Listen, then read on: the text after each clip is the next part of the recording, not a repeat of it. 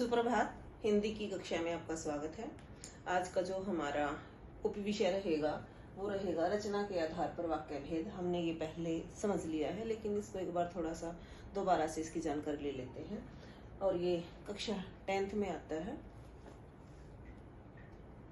रचना के आधार पर वाक्य के 3 भेद होते हैं। जो अर्थ के आधार पर है वो 9th क्लास में आते हैं, 8th में आते हैं, 9th में आते हैं। और जो रचना के आधार पर वो आता है हमारा 10वीं में। तो रचना के आधार पर जो वाक्य है उसके 3 भेद होते हैं। सरल वाक्य। सरल वाक्य क्या होता है? एक उद्देश्य होता है और एक विधेय होता है। उद्देश्य और विधेय।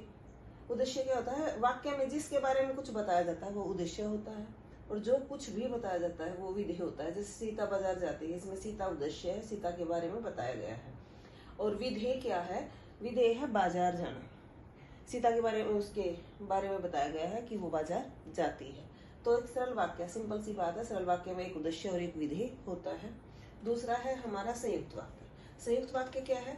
2 सरल वाक्य, जैसे सरल वाक्य एक उद्देश्य एक विधेय, तो 2 सरल वाक्य होते हैं और उनको समानाधिकरण योजक के द्वारा, कौन से समानाधिकरण योजक? और, किंतु, तथा, एवं, इसलिए, परंतु, अतः, इनके द्वारा वो जोड़ दिए जाते हैं।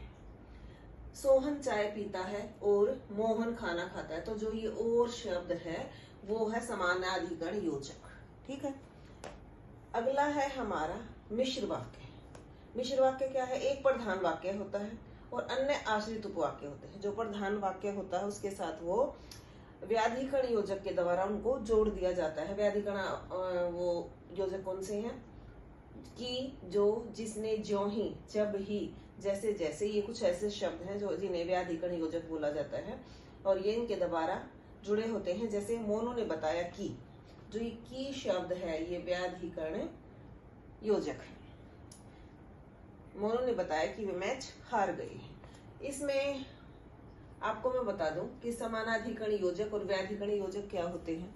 जो हमारा अव्यय होता है, समुच्चय बोधक अव्यय, उसके ये 2 पार्ट होते हैं। एक समानाधिकरण योजक और दूसरा व्याधिकरण योजक। समानाधिकरण योजक वो होता है जो समान पद होते हैं उनको जोड़ता है।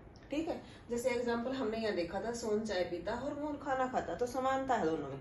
और लेकिन व्याधिकरण क्या है? व्याधिकरण योजक कैसा है? तो वो योजक, लेकिन वो क्या करता है? मुख्य उपवाक्य को अन्य आश्रित उपवाक्यों के साथ जोड़ देता है। तो उसमें समानता नहीं होती, दोनों में अलग भाव होता है, तो वहां व्याधिकरण योजक होता है। दोनों समुच्चय बोधक अव्यय के ही भेद हैं। तो ये हमारा था आज रचना के आधार पर वाक्य के भेद। धन्यवाद।